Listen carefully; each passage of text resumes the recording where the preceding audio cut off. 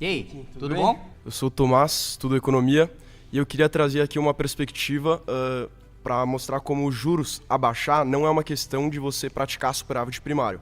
Entre 1998 e 2017, se você pegar o resultado primário do Brasil total, a gente teve um fluxo de caixas positivo, ou seja, a gente teve superávit primário.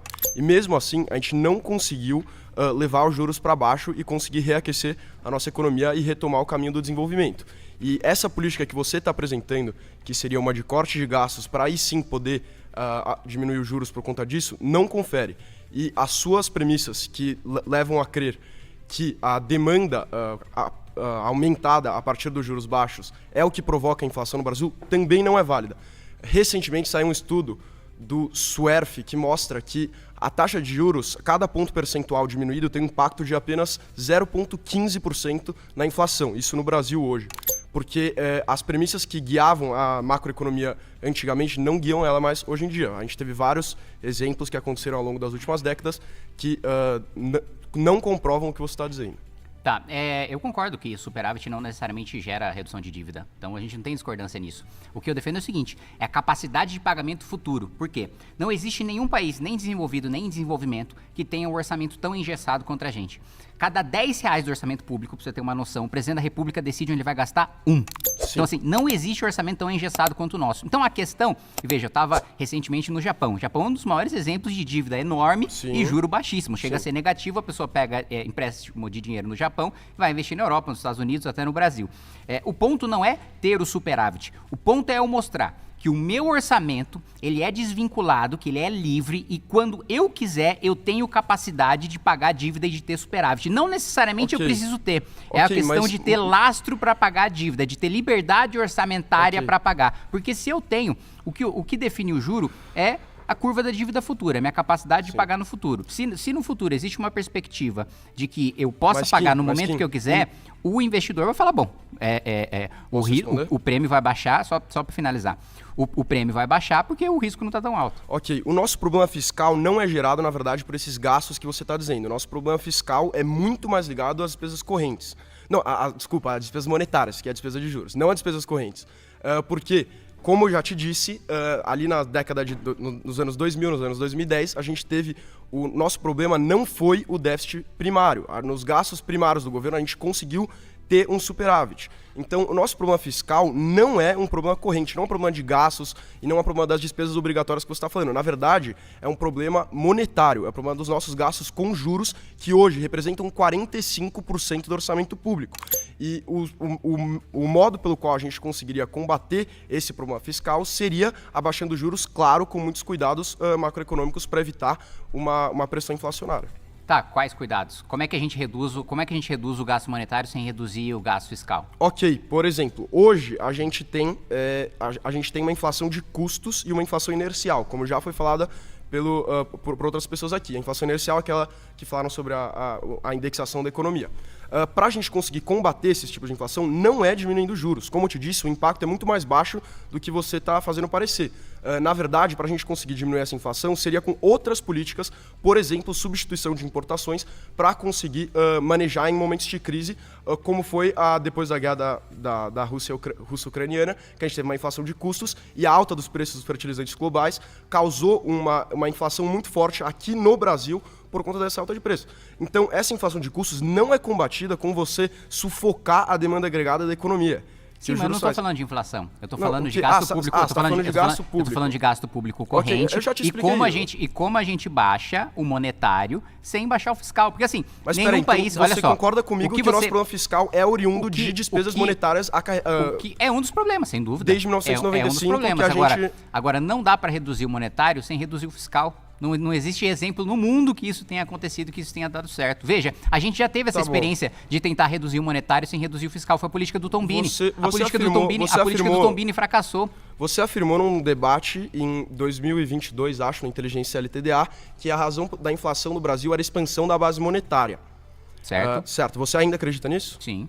E o fato do quantitative easing e de vários outros experimentos ao longo no mundo inteiro terem descomprovado essa premissa da teoria da TQM, né?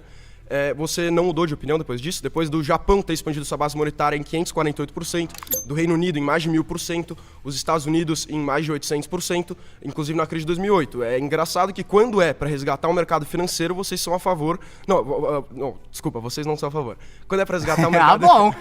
Pessoal, eu sou contra bailout. Isso é moral hazard, né? Bom, isso gera um incentivo então, perverso. Porque aí o banco assume risco, né, com o nosso dinheiro, aí o banco público vai lá e lasca com o bolso do Quando trabalhador. se expandiu a base monetária em 8 vezes, por que não houve pressão inflacionária, considerando a sua premissa de que a inflação é ocasionada pelo aumento da moeda em circulação? Porque teve crise, não teve investimentos, não teve consumo, né? A economia mas estava você fria. não concorda com a TQM? A economia estava fria, a inflação naturalmente vai ser baixa. Então você concorda, você discorda da TQM, não, então? Vamos lá.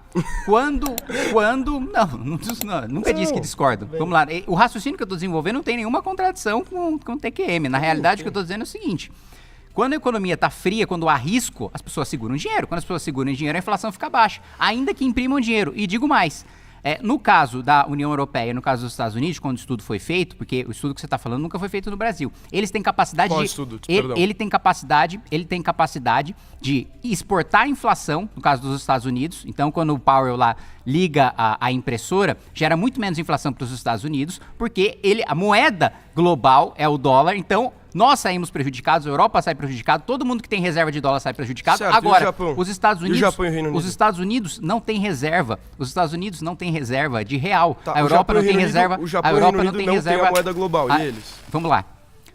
O Japão, ele estava com uma situação de juro negativo, ele estava numa situação Certo. em que o Banco Central estava estatizando a maior parte das empresas, estava segurando os investimentos, então ainda assim, sem geração de riqueza, com impressão de moeda, não tinha inflação no mesmo ano, porque a economia estava segurada pelo próprio governo japonês, a Abenomics, né, que foi Tá bom, sim. do governo do PLD, que governou durante muito tempo e justamente por isso segurou o aumento da inflação. Então, não há nenhuma contradição naquilo que você colocou. Tá bom. E mais uma vez, você não explicou como que a gente resolve o monetário sem resolver o fiscal. Tá bom, tudo certo. Eu só acho que, por exemplo... Pausa.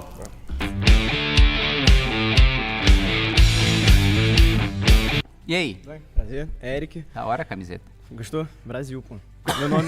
Meu nome é Eric Porto, sou estudante da área de Relações Internacionais e sou fundador do Instituto Brasil 21. Deputado, quando a gente conversa sobre orçamento, é muito curioso ver que a perspectiva de vocês geralmente leva para um lado bastante fiscalista de sempre olhar para o lado do corte de gastos. E sem muitas vezes compreender que muitos gastos são multiplicadores, né? Multiplicador de renda, multiplicador de investimento, de arrecadação do Estado também.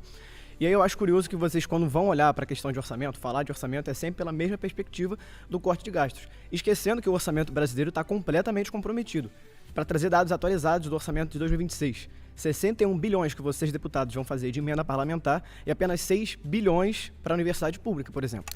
E aí, olha que curioso, você lançou uma PEC uma vez que fala da bomba atômica, né, da necessidade de você construir uma bomba atômica no Brasil, dada toda a instabilidade que a gente tem no mundo, mas não vai ter bomba atômica se não tiver mais investimento na universidade pública. Né? Então, assim, é muito engraçado quando a gente fala de orçamento, é muito curioso ver só a perspectiva fiscalista que vocês colocam no debate, ignorando a importância de alguns gastos do ponto de vista multiplicador de renda, de arrecadação, de investimento.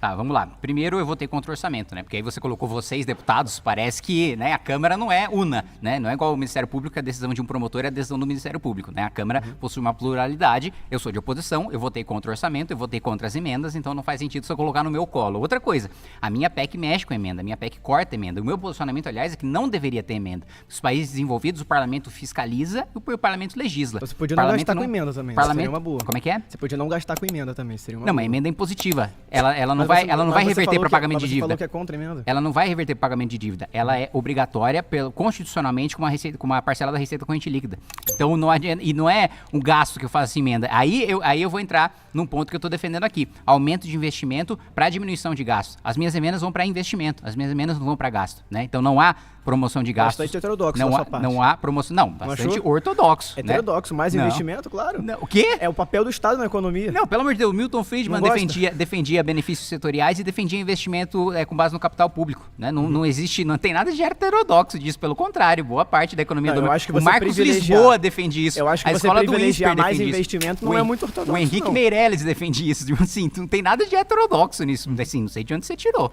Tem capacidade de investimento público, pelo contrário. Toda vez que tem um artigo do Marcos Mendes na Folha de São Paulo, toda vez que tem um artigo do Marcos Lisboa, é sempre para cortar gasto obrigatório, para aumentar a capacidade de investimento. Não existe nada de heterodoxo nisso. Pelo contrário, construção de infraestrutura nos Estados Unidos, boa parte foi investimento público. Não tem Você é a nada de favor? heterodoxo. Você é a favor? Pausa. Óbvio. Que bom.